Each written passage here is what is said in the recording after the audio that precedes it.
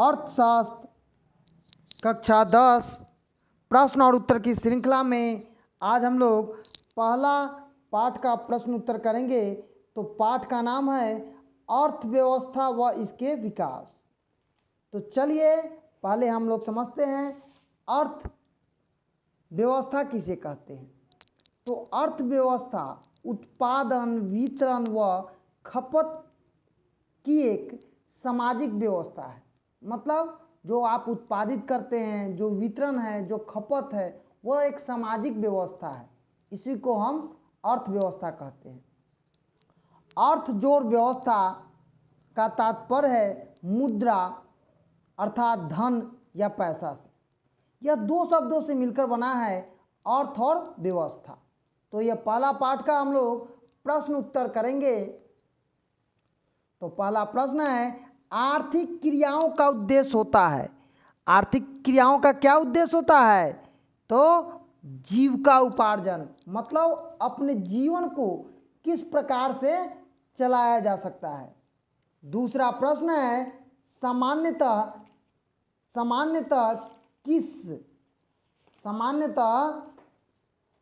किस देश के विकास का स्तर किस आधार पर निर्धारित किया जाता है। तो इसमें प्रति व्यक्ति आय, साक्षरता और स्वास्थ्य की स्थिति को तीनों को मिलाकर देखा जाता है, इसलिए इसका उत्तर होगा इनमें से सभी। तीसरा प्रश्न है, तीसरा प्रश्न क्या है? भारत के पड़ोसी देशों में किस देश की प्रति व्यक्ति आय सबसे अधिक है? तो श्रीलंका की प्रति व्यक्ति आय सबसे अधिक है। चौथा प्रश्न है, मानव विकास की दृष्टि से भारत के पड़ोसी देशों में किस देश की स्थिति सबसे बेहतर है? तो श्रीलंका की, लेकिन अभी स्थिति उनकी अच्छी नहीं है। पांचवा प्रश्न है, आर्थिक विकास पर गैर आर्थिक कारक कौन है?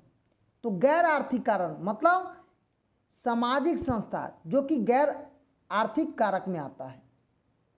छठा प्रश्न है, जनसंख्या वृद्धि से आर्थिक विकास की गति क्या हो जाती है? मंद पड़ जाती है। अगर किसी देश में जनसंख्या ज़्यादा होगी तो वहाँ की क्या होगा? विकास दर प्रभावित हो जाता है, इसलिए वहाँ मंद हो जाता है। रिक्त स्थानों की पूर्ति करेंगे। तो पहला प्रश्न है अर्थव्यवस्था डैश के लिए अपनाई गई आर्थिक व्यवस्था है। तो जीवन यापन के लिए, मतलब आपके जीवन के लिए क्या है? उपयोगी है। ठीक है, क्या है? जीवन के लिए। तो आप इस चीज़ों को समझिए। ठीक है, जीवन यापन के लिए। दूसरा प्रश्न है, राष्ट्रीय और प्रति व्यक्ति आय में होने वाली वृद्धि आर्थिक विकास का एक महत्वपूर्ण सूचक है। मतलब यह अगर नहीं रहेगा तो क्या विकास का जो प्रावधान है वो हमें दिखाई नहीं देगा। तीसरा प्रश्न है, दो अर्थव्यवस्था के विकास के स्तर की तुलना करने के लिए असमानताओं प्रति व्यक्ति आय का प्रयोग लगातार बढ़ जाता है। क्या पड़ता है? प्रति व्यक्ति आय बढ़ जाता है। पांचवा प्रश्न है, चौथा प्रश्न है, प्रति व्यक्ति अथवा औसत आय की धारणा आय के वितरण की क्या है? आय के वितरण की असमानताओं को छिपाता है। मतलब जो असमानता है हमारे देश में व्याप्त है उसको यह निकालता नहीं है, दिखाता है। पांचवा प्रश्न है, यदि राष्ट्रीय आय की अपेक्षा जनसंख्या में वृद्धि का अनुपात अधिक है तो प्रति व्यक्ति आय डैश जाएगी? तो इसका है घट जाएगी। अगर किसी राष्ट्र की अपेक्षा जनसंख्या वृद्धि होगा तो वहाँ का क्या हो जाएगा?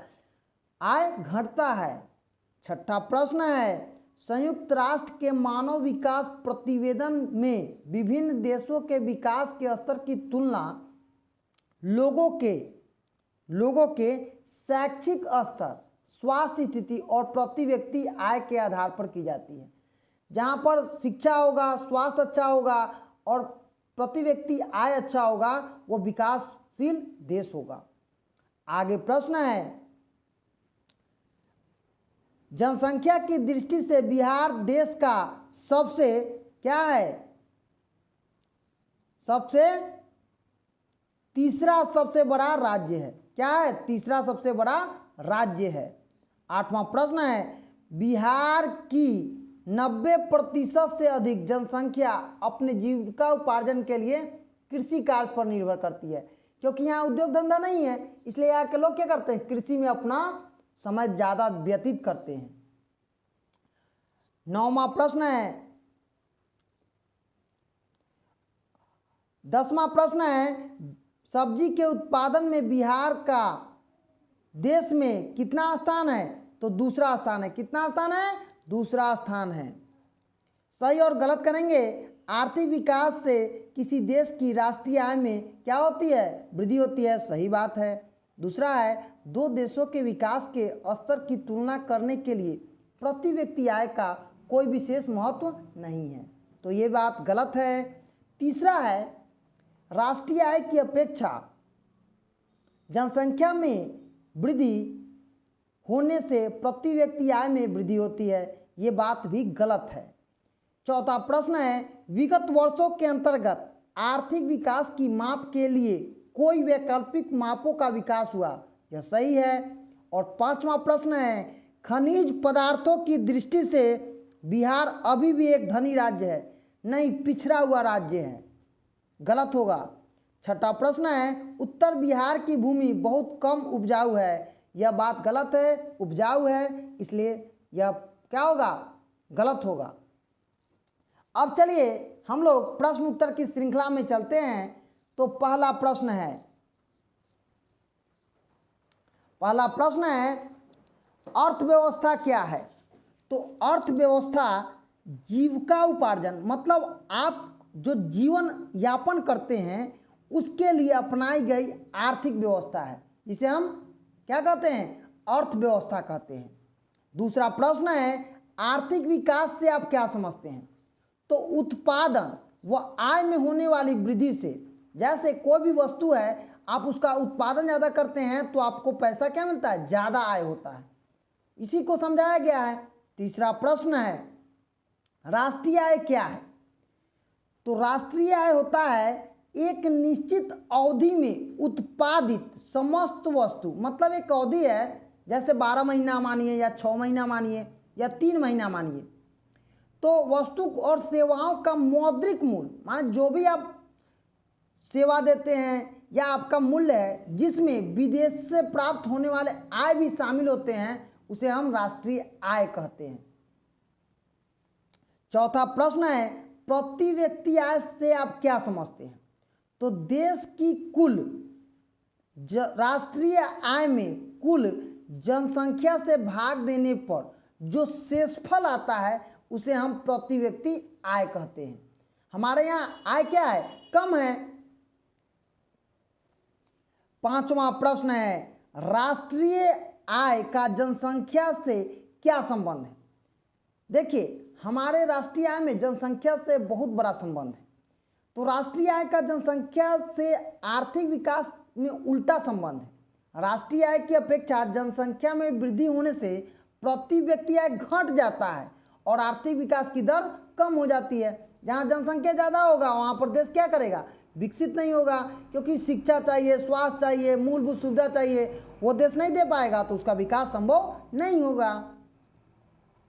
6ठा प्रश्न है, दो देशों के विकास के स्तर की तुलना करने के लिए सबसे महत्वपूर्ण मापदंड क्या है। तो प्रति व्यक्ति आय। किसी भी देश की अगर तुलना करना है या हमें उसका निकालना है प्रति व्यक्ति आय, अगर वहाँ ज़्यादा होगा तो वो देश विकसित होगा। 7वां प्रश्न है, आय के अतिरिक्त कुछ अन्य कारकों के उदाहरण दे जो हमारे जीवन स्तर को प्रभावित करती है। देखिए तो सबसे पहले उत्पादन क्या करता है, उत्पादन हमें प्रभावित करता है और उत्पादन से ही हम कोई वस्तु अगर बनाते हैं तो उत्पादन होगा तो हम लोग बेचेंगे, उससे पैसा कमाएंगे।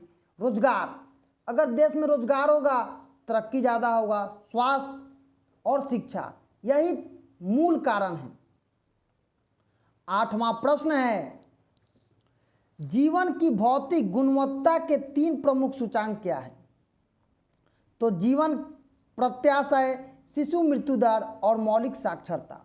9वां प्रश्न है, आय के अतिरिक्त विकास के अन्य मापदंड क्या हो सकते हैं? उत्तर लिखेंगे, शिशु मृत्यु दर, मौलिक साक्षरता तथा विश्व में मानव के विकास के सूचांक का क्रमबद्ध अध्ययन। मतलब जो शिशु मर रहे हैं, जो मौलिक साक्षरता है वहाँ का, ठीक है, और विश्व में मानव का विकास सूचांक, जो आपका देश का सूचांक है, वही आय के अतिरिक्त विकास के मापदंड होते हैं। 10वां प्रश्न है, मानव विकास सूचांक में आर्थिक विकास के क्या मापदंड निर्धारित किए गए हैं? तो देखिए, मानव का जब विकास होगा तो सबसे पहले शिक्षा, स्वास्थ्य स्थिति और प्रति व्यक्ति आय, आर्थिक विकास के मापदंडों पर मानव का विकास सूचांक तैयार होता है। 11वां प्रश्न है, प्राकृतिक संसाधनों के अतिविदोहन से आप क्या समझते हैं? देखिए, उत्तर लिखेंगे, प्राकृतिक संसाधन के अतिविदोह अर्थात अधिक वस्तुओं का उत्पादन व पर्यावरण प्रदूषण। मतलब अगर किसी भी वस्तु को आप ज़्यादा उपयोग करते हैं या आप प्रदूषण को ही ले लीजिए, तो उससे क्या होगा, हमारी जो वातावरण है वो दूषित हो जाता है। 12वां प्रश्न है, आर्थिक विकास का स्तर गैर आर्थिक कारकों से किस प्रकार प्रभावित होता है? उत्तर लिखेंगे, राजनीतिक, सामाजिक, धार्मिक संस्थाएं गैर आर्थिक कारणों में महत्वपूर्ण है। इस प्रकार आर्थिक विकास को प्रत्यक्ष रूप से यह प्रभावित करते हैं। इन संस्थाओं में प्रतिकूल अनुकूल रहने पर ही स्थिति में आर्थिक विकास की गति मंद या तेज हो सकती है। देखिए, हमारे जो आर्थिक विकास होता है उसमें राजनीतिक कारक, सामाजिक और धार्मिक तीनों समाहित होता है। अगर कोई ज़्यादा हो जाएगा, अगर कोई कम हो जाएगा तो गति मध्यम और तेज हो सकती है। 13वां प्रश्न है, किसी राज्य का विकास मुख्यतः किस बात पर निर्भर करता है? तो याद रखिएगा, किसी भी राज्य का विकास, राज्य के घरेलू उत्पाद, किसी राज्य के विकास मुख्यतः आर्थिक कारक जैसे प्राकृतिक संसाधन, पूंजी निर्माण, तकनीक विकास, मानवीय संसाधन और गैर आर्थिक कारक राजनीतिक, सामाजिक पर ही निर्भर करता है। क्योंकि वहाँ की जो प्राकृतिक स्रोत होगा, जो वहाँ संसाधन होंगे, वहाँ पर अगर क्या होगा, फैक्ट्री ज़्यादा होगा तो मानवीय विकास संसाधन क्या होगा, अच्छा होगा। 14वां प्रश्न है, खनिज संसाधन की दृष्टि से बिहार की वर्तमान स्थिति क्या है? उत्तर लिखेंगे, खनिज संसाधन की दृष्टि से बिहार की वर्तमान स्थिति सर्वथा अभावपूर्ण है। जैसा आप जानते हैं, बिहार का जब बंटवारा हो गया तो उद्योग धंधा झारखंड में चला गया, इस कारण से बिहार की स्थिति अच्छी नहीं है। 15वां प्रश्न है, बिहार में शिक्षा और स्वास्थ्य सेवाओं का स्तर क्या है? उत्तर लिखेंगे, बिहार में शिक्षा और स्वास्थ्य सेवाओं का स्तर अन्य राज्यों से बहुत पिछड़ा हुआ निम्न है। 2001 के जनगणना के अनुसार यहाँ पर 47% बच्चे कुपोषित हैं। यह बच्चों के अनुपात में देश में सबसे अधिक है और राज्य की स्वास्थ्य सेवा भी न के बराबर जर्जर स्थिति में है, जो आपके सामने इस कोरोना काल में भी आपने देखा होगा। 16वां प्रश्न है, बिहार में कृषि आधारित उद्योगों के विकास की संभावना का उल्लेख करना है। तो उत्तर लिखेंगे, बिहार में उर्वरक, भूमि, जल संसाधन के रूप में प्राकृतिक संसाधनों का बहुत बड़ा विशाल भंडार है। जैसे बिहार मसाला, सब्जी, फलों के उत्पादन में दूसरा या तीसरे स्थान पर क्या है, काबिज है। इसलिए राज्य में कृषि आधारित उद्योगों के विकास की संभावना बहुत अधिक हो जाती है। अब हम लोग लघुत्तरीय प्रश्न करेंगे। तो पहला प्रश्न है, एक अर्थव्यवस्था के कार्यों का संक्षेप में उल्लेख करें। उत्तर लिखेंगे, एक अर्थव्यवस्था का मुख्य कार्य मानवीय आवश्यकताओं की संतुष्टि के लिए है। जो मानव है उसके संतुष्टि के लिए है। विभिन्न प्रकार की वस्तुओं का उत्पादन करना, मतलब पहले के ज़माना में लोग क्या करता था, कोई भी सामान वो अपना उपजाता था, अपना खाता था। लेकिन आज हर सामान तो आपके घर में नहीं होता है। तो ये क्या है, ये चीज़ आपको कहीं ना कहीं से किनना पड़ता है, और किनना होगा तो वह कृषि के इन सभी प्रकार के भौतिक वस्तुओं का उत्पादन करते हैं। इन कार्यों के संचालन के लिए सहायक संरचना जैसे पूंजी ढांचा और सामाजिक आर्थिक सहायता आधार संरचना होती है। तब ये मानव का कार्यों को क्या मिलता है, एक अर्थव्यवस्था के कार्यों का संक्षेपण किया जा सकता है। दूसरा प्रश्न है, राष्ट्रीय आय क्या है? राष्ट्रीय आय क्या है? क्या यह दो देशों के विकास के स्तर की तुलना करने में पर्याप्त है? उत्तर लिखेंगे, राष्ट्रीय आय किसी देश के अंदर एक निश्चित अवधि में, मतलब एक निश्चित अवधि में उत्पादित जितना सामान वहां पर बना और समस्त सेवा और वस्तु, जितना सेवा किया और जितना भी वस्तु है उसका मौद्रिक मूल्य है, जिसे विदेशों से प्राप्त किया जाता है। जैसे आपके यहाँ कोई विदेश में रह रहा है, पैसा भेज रहा है, तो उसको भी शामिल किया जाता है। राष्ट्रीय आय से देश की आर्थिक विकास के स्तर की तुलना करना पर्याप्त नहीं है, क्योंकि जनसंख्या असमान हो सकती है। इसीलिए दो देश के विकास के स्तर की तुलना करने के लिए प्रति व्यक्ति आय का प्रयोग लगातार बढ़ रहा है। क्या हो रहा है? बढ़ रहा है। तीसरा प्रश्न है, क्या है तीसरा प्रश्न? विश्व बैंक विभिन्न देशों का वर्गीकरण करने के लिए किस प्रमुख मापदंडों का प्रयोग करता है? इन मापदंडों की क्या सीमा है? उत्तर लिखेंगे, विश्व बैंक विभिन्न देशों का वर्गीकरण करने के लिए प्रति व्यक्ति आय का प्रयोग करता है, जो कि हम इस पाठ में भी पढ़े हैं। मापदंडों के रूप में 2006 के एक विश्व विकास प्रतिवेदन वर्ल्ड डेवलपमेंट रिपोर्ट, जो कि 2006 में किया गया, 2004 में जिन देशों की प्रति व्यक्ति आय इतना से रुपये प्रति वर्ष या उससे अधिक है थी, उन्हें समृद्ध देश कहा गया है। जबकि हमारा उस समय 37,000 रुपया था, उससे हम कम थे, इसलिए हम निम्न आय की श्रेणियों में आते हैं। परंतु प्रति व्यक्ति आय के वितरण की असमानता को छिपा देता है। जैसे जहाँ भी आप देखिएगा जो विकसित देश हैं, वहाँ अगर प्रति व्यक्ति आय की संख्या अधिक होती है और वो जो रेशियो निकालते हैं, उस रेशियो में हमारा देश क्या होता है? पिछड़ जाता है। चौथा प्रश्न है, औसत अथवा प्रति व्यक्ति आय क्या है? विश्व बैंक ने इस आधार पर विभिन्न देशों का किस प्रकार वर्गीकृत किया है? तो उत्तर लिखेंगे, देश की कुल जनसंख्या से, मतलब एक देश में जितना जनसंख्या है, और राष्ट्रीय आय से, माने आपके राष्ट्र का कितना आय है, जो भागफल प्राप्त होता है, मतलब भाग दीजिएगा, जो भागफल आएगा उसे हम प्रति व्यक्ति आय अथवा या औसत आय कहते हैं। इसको क्या कहते हैं? प्रति व्यक्ति आय या औसत आय। विश्व बैंक इस आधार पर उच्च आय वाले देश जैसे विकसित देश, निम्न आय वाले देश, विकासशील देश के रूप में देशों को वर्गीकृत किया है। मतलब क्या किया है? इन्होंने बांट दिया है। क्या किया है? बांट दिया है। ठीक है। पांचवा प्रश्न है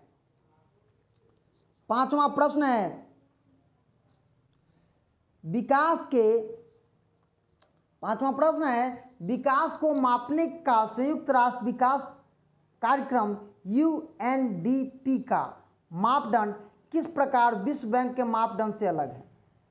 उत्तर लिखेंगे, विश्व बैंक ने 2006 के अपने विश्व विकास प्रतिवेदन में वर्ल्ड डेवलपमेंट रिपोर्ट 2006 में विभिन्न देशों का वर्गीकृत किया, मतलब बांटा, जिसमें प्रति व्यक्ति आय को मापदंड के रूप में प्रयोग किया गया।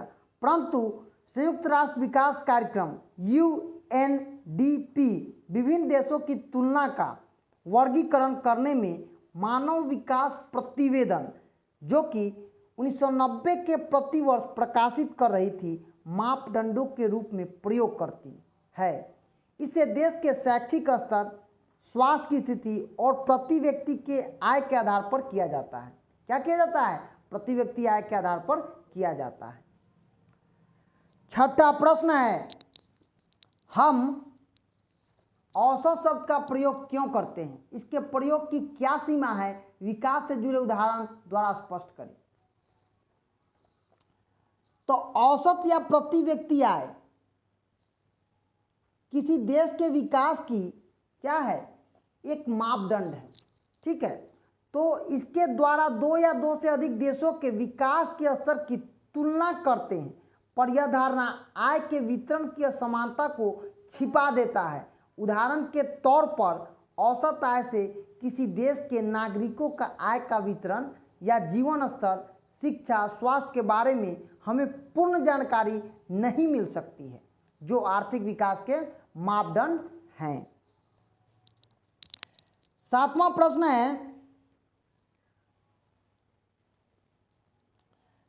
प्रश्न है, धारणीयता का विषय विकास की क्यों महत्वपूर्ण है? उत्तर लिखेंगे, धारणीयता का विकास के महत्वपूर्ण है क्योंकि देश के विकास में विकास के स्तर को आगे बढ़ाने का प्रयास किया गया, जो कि पर्यावरणीय विशेषज्ञों के अनुसार विकास का वर्तमान प्रकार व स्तर धारणीय है। इसका कारण है कि प्राकृतिक संसाधनों का बहुत ज़्यादा विदोहन का दुष्परिणाम ही इसे हम पर्यावरण, जीवधारण या भूमंडल के लिए समस्या उत्पन्न हो जाता है, जो विकास की गति में बाधक है। आठवां प्रश्न है, आर्थिक विकास के प्रमुख कारकों का उल्लेख करना। तो आर्थिक विकास के प्रमुख कारक हैं प्राकृतिक संसाधन, जैसे भूमि, जंगल, नदी, ये सब क्या है? प्राकृतिक हैं। दूसरा है पूंजी निर्माण। अर्थव्यवस्था के विकास में बहुत बड़ा योगदान पूंजी का होता है। अगर आपके पास पूंजी नहीं है तो कोई धंधा आप नहीं कर सकते हैं। तीसरा है तकनीक का विकास। अगर आपके पास टेक्नोलॉजी नहीं है, तकनीक नहीं है, तो आप क्या कर सकते हैं? इसका अभिप्राय है श्रेष्ठ तकनीक का। अगर आपको कोई काम करना है तो आपको टेक्नोलॉजी जानना चाहिए। तकनीक के विकास के उपलब्ध साधन, कुशलता, प्रयोग अथवा उत्पादित वस्तुओं की गुणवत्ता की मात्रा में वृद्धि। और चौथा है मानवीय संसाधन, जो आर्थिक विकास की दृष्टि से मानवीय संसाधन का सर्वोच्च और सबसे जरूरी सहायक उत्पादन साधनों में प्रयोग किया जाता है। अगर कोई भी चीज होगा, अगर मानव नहीं होगा तो कौन चलाएगा? नौवां प्रश्न है, देश के अन्य बड़े राज्यों की तुलना में बिहार की आर्थिक विकास की वर्तमान स्थिति। जैसा कि आप जानते हैं कि बिहार हर राज्यों से क्या हुआ है? पिछड़ा हुआ है। बिहार क्या हुआ है? पिछड़ा हुआ है। तो आप जानते भी हैं देश की अन्य तुलना में, तो वर्तमान की स्थिति में प्राय मापदंडों में अन्य राज्यों की तुलना में बिहार के जो वासी हैं उनका प्रति व्यक्ति आय बहुत कम है। यहाँ जनसंख्या दर 2.5% है और यहाँ के लोग बहुत ज़्यादा अशिक्षित हैं। बिहार की 80% जनसंख्या कृषि कार्य में संलग्न है, इसलिए बिहार की 42% जनता गरीबी के नीचे जीवन यापन करती है। 10वां प्रश्न है, अधिसंरचना विकास की दृष्टि से बिहार की क्या स्थिति है? अधिसंरचना विकास की दृष्टि से बिहार अन्य विकसित राज्यों की तुलना में बहुत ही पिछड़ा हुआ है। इसका कारण है बिजली का बहुत कम उपयोग, क्योंकि यहाँ उद्योग धंधा है भी नहीं करे तो कहाँ से बिजली लगे। कृषि उद्योग व्यापार राज्य की दयनीय स्थिति, यहाँ पर जनसंख्या ज़्यादा है, यहाँ पर साक्षरता की मात्रा कम है और यहाँ पर स्वास्थ्य सेवा भी जर्जर है। 11वां प्रश्न है, बिहार के विकास की भावी संभावना क्या है? तो बिहार आर्थिक दृष्टि से एक पिछड़ा हुआ राज्य है और इसकी जो विकास की क्षमता है वो अधिक है, लेकिन यहाँ पर उद्योग धंधा न होने के कारण इसका विकास प्रभावित होता है। विभाजन के पश्चात जब इसका विभाजन झारखंड से हो गया, बंगाल से हो गया, तब यह संपदाओं से वंचित हो गया। यहाँ गन्ना, जूट, चाय आदि प्रकार की व्यावसायिक फसलों का उत्पादन होता था। राज्य के कृषि आधारित उद्योगों का विकास संभव बहुत अधिक है। इसके लिए बिहार उर्वरक भूमि जल संसाधन के रूप में प्राकृतिक संसाधनों का विशाल भंडार है, लेकिन इसका उपयोग अभी संभव नहीं है। और 12वां प्रश्न है, हमारी मूलभूत आवश्यकताओं का विकास से क्या संबंध है? उत्तर लिखेंगे, हमारी मूलभूत आवश्यकता क्या है? तो हमारी आवश्यकताओं का विकास का घनिष्ठ मनुष्य की आवश्यकताएं अनगिनत है, क्योंकि मानवीय आवश्यकताएं सीमित नहीं हैं, परंतु उनकी कुछ मूलभूत आवश्यकताएं होती हैं। जैसे आज विश्व के विभिन्न देशों में 2 वर्गों में विभाजित है, एक है विकसित देश और दूसरा है विकासशील देश। तो विकसित देश टेक्नोलॉजी को जान चुके हैं और अपना विकास कर रहे हैं, लेकिन विकासशील देश आज भी पीछे हैं। इस प्रकार विकास का हमारी आवश्यकताओं की पूर्ति को प्रत्यक्ष संबंध है। देश में अल्प विकास के कारण ही हमारी जनसंख्या का एक बड़ा भाग आज बेरोजगारी, निर्धनता की शिकार हो गया है। यह आवश्यकताओं की पूर्ति है। अब हम लोग दीर्घोत्तरीय प्रश्न करेंगे। क्या करेंगे? दीर्घोत्तरीय प्रश्न करेंगे। तो पहला प्रश्न है, आर्थिक विकास व मौद्रिक विकास में क्या अंतर है? वर्णन करना है।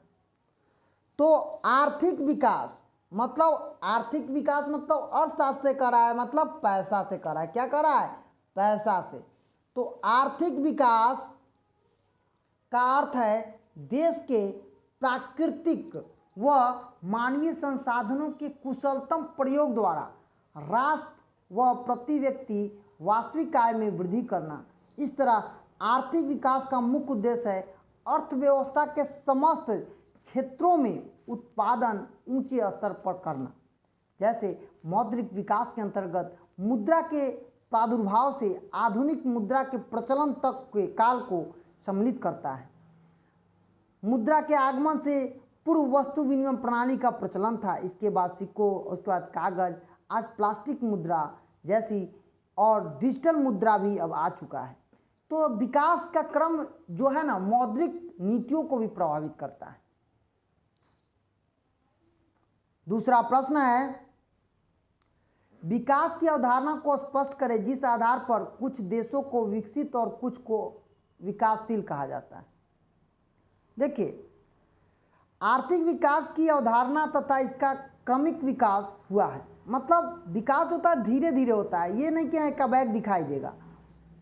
आरंभ में आर्थिक विकास का अर्थ उत्पादन व आय में वृद्धि से लगाया जाता था, लेकिन अर्थशास्त्रियों के अनुसार आर्थिक विकास का अर्थ देश के प्राकृतिक व मानवीय संसाधनों के कुशल प्रयोग द्वारा राष्ट्रीय प्रति व्यक्ति की वास्तविक आय में वृद्धि करना होता है।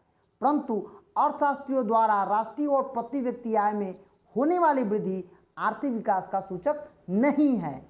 बात याद रखिएगा, किसी राष्ट्र का आर्थिक विकास राष्ट्रीय आय का वितरण, नागरिकों के सामान्य जीवन में सुधार, आर्थिक कल्याण पर निर्भर करता है।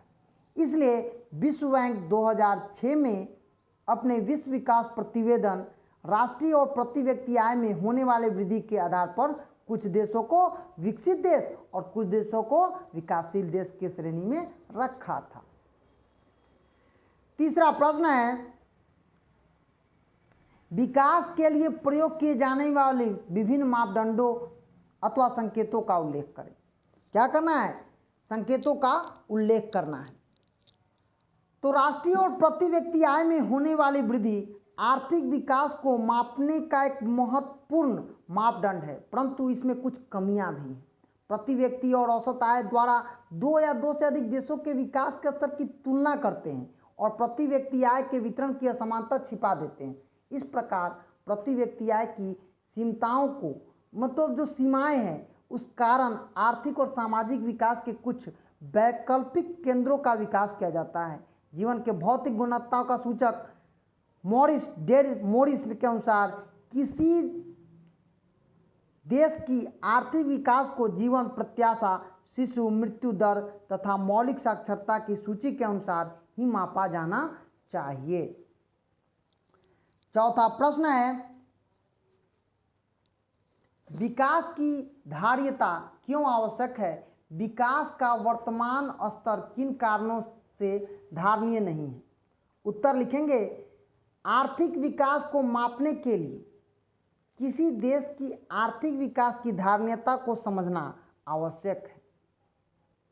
विकसित देश विकास की प्रक्रियाओं में विकास का स्तर उच्च करने का, विकास के स्तर को भावी पीढ़ियों के लिए बनाए रखने का प्रयोग करते हैं। ठीक उसी प्रकार विकासशील देश की स्थिति रहेगी जो स्पष्ट रूप से वांछनीय है। लेकिन पर्यावरणीय विशेषज्ञों के अनुसार विकास के वर्तमान प्रकार स्तर धारणी इस प्रकार से हैं। पहला है आर्थिक विकास और प्रौद्योगिकी के लिए प्राकृतिक संसाधनों का अधिक विदोहन या दुरुपयोग न हो। कोई भी वस्तु को ज़्यादा उपयोग न करना चाहिए, जैसे पेट्रोल, गैस, बिजली, ये सब का विदोहन नहीं करना चाहिए। पर्यावरण संबंधी समस्या, आज हमारे यहाँ देख रहे हैं ग्लोबल वार्मिंग, जंगलों को ज़्यादा नष्ट कर रहे हैं तो उससे क्या हो रहा है, भूस्खलन, भूकंप, सुनामी और भूमिगत जल का अति उपयोग। आज हमारे यहाँ क्या हो जाता है, जल स्तर सूख जाता है। तो आज हम लोग अर्थशास्त्र कक्षा 10 पहला पाठ अर्थव्यवस्था व इसके विकास का इतिहास प्रश्न और उत्तर किए हैं, जो कि बहुत ही महत्वपूर्ण होगा। तो मेरे चैनल को सब्सक्राइब कीजिए। कोई आपको सुझाव हो तो लिखिए, भेजिए, और इसी तरह से मैं आपके लिए वीडियो लाता रहूँगा। तो धन्यवाद। जय हिंद, जय भारत।